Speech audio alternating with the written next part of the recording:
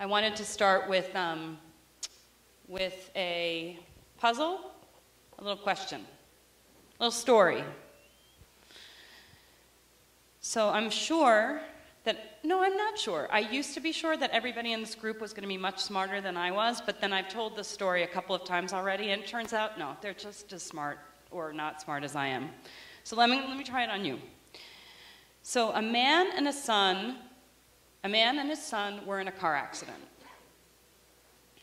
The father dies in the car accident. The son is injured and rushed to the hospital.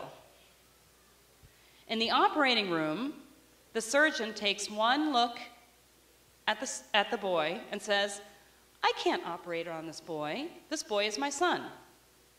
How is this possible if the father just died?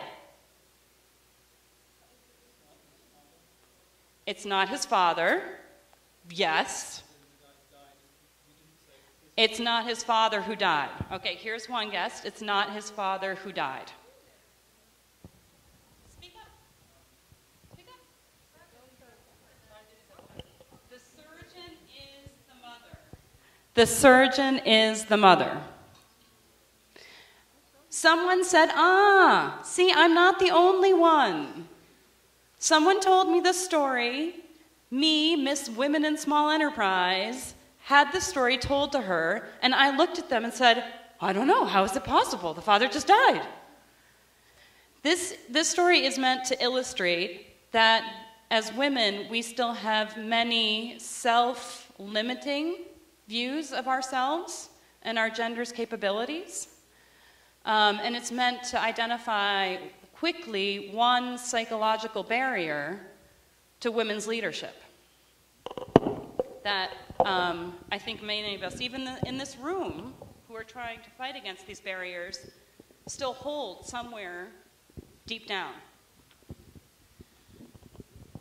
And I was angry at myself that I didn't get the answer.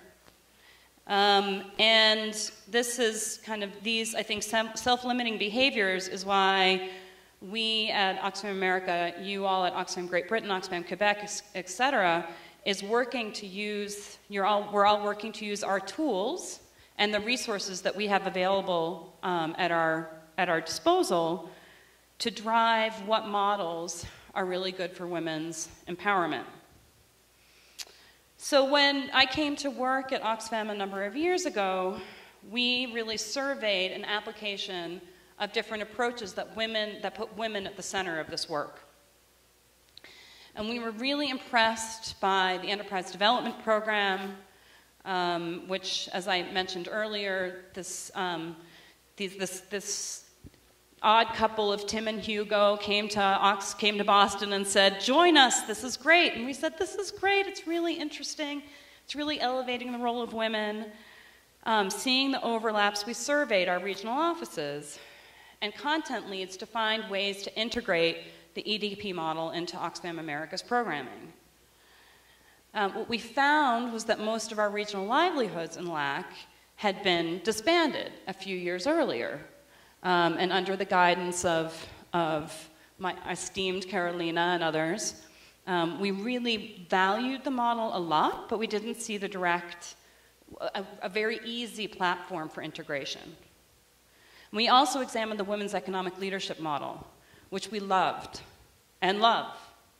Our gender advisor, Alivelu Ramzetti, was here last year. She's very engaged in the rewrite to the Women's Economic Leadership 2 methodology, and really kind of validate this approach as bringing together, marrying core concepts of business concepts with an overlay of the gender dynamics that have to be in place in order for a woman to really achieve her full potential.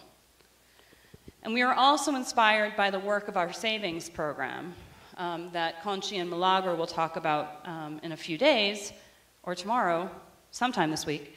And those women who are emerging out of those savings programs, much as in the example that we saw here today, that are starting with a certain platform, be it worms, be it savings groups, and they're identifying market gaps in their own contexts and following their interests and the opportunities they see to develop enterprises based on their own resources and skills.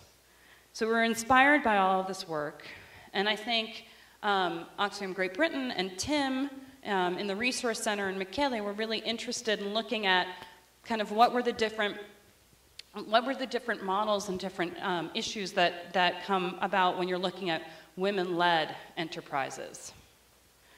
And so it was from that we decided to kick off this learning initiative around the most missing of the missing middle. And that was at last year's at SLLN, where we wanted to understand what was, and when we say the most missing of the missing middle, this is around financing to women-led small businesses.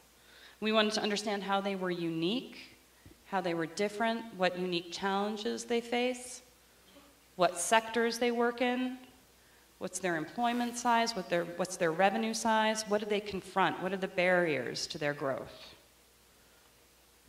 And from my perspective, focusing on women-led enterprises is a natural outgrowth of these different collections of work that we've been talking about, and really provides another data set that we can add to the robust work coming out of this region around women's economic empowerment. So one barrier that we found in our research also came up in the keynote presentation today, which was around access to finance and appropriate financial solutions for women. And I believe that it's going to bear out that an irrational gap exists. An irrational gap in financial services exists for women-run small businesses. And that there is an indisputable investment case for businesses, for banks and for the private sector and investors to be investing in women-run enterprises. But there are many other gaps and barriers that were identified in the research.